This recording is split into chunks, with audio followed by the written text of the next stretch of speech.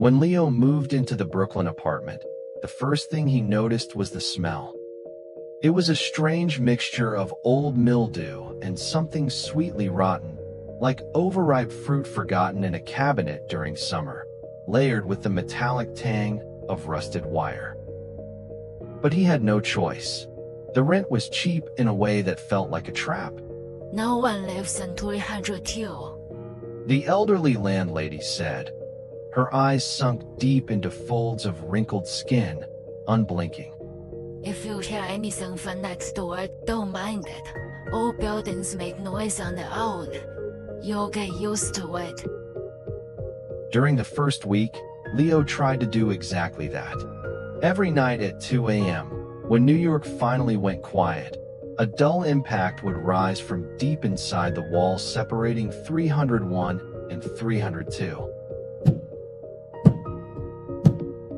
Slow, heavy, unsettlingly rhythmic. Leo would stare at his drawing board, his heartbeat unconsciously syncing with the sound. It's just an old building, he told himself, until late Friday night. Agitated by a looming deadline, Leo heard the noise again, clearer than ever before. On impulse, he set down his pen, walked to the wall, and tapped it lightly 3 times.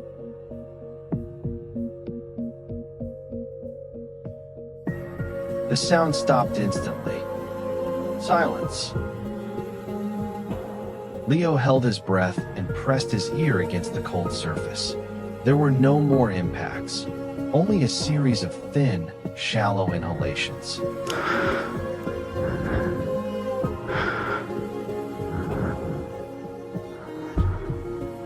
Then a distorted voice seeped through, as if filtered through layers of thick cotton or squeezed out of a crack in the wall.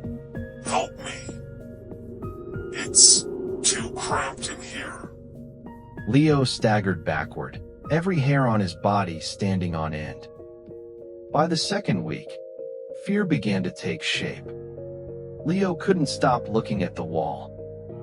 At the center of the wallpaper, a red floral pattern slowly darkened, soaking through with a thick, dark red fluid, like a wound struggling to close. The sounds from within had changed. No longer blunt impacts, but the shrill scrape of fingernails clawing at wood. Enough. I've had enough. Leo screamed. He tore at the wallpaper in a frenzy. He wanted to tear the wall open, to see what was making the noise. As layer after layer peeled away, the truth burst forth like a ruptured abscess. There were no bricks, no concrete. Beneath the yellowed wallpaper were countless layers of human skin, compressed until they were thin as cicada wings. Each layer preserved the full outline of a face. They were bound tightly together, stacked like pages, sewn directly into the building's skeleton. The final layer had not yet dried. A face, twisted in terror, stared back at him. Leo screamed and turned to run, but something seized him. All sensation vanished in an instant, replaced by an overwhelming pressure. The sound of his bones shattering resembled distant firecrackers fading into the night. His three-dimensional body collapsed, flattened, reduced to a warm, flesh-colored sheet of living wallpaper. An invisible force pressed him deep into the wall, sealing him into the innermost layer. He became part of the wall. Several days later, footsteps echoed down the hallway again, accompanied by the heavy drag of luggage. This is your room. The rent is cheap.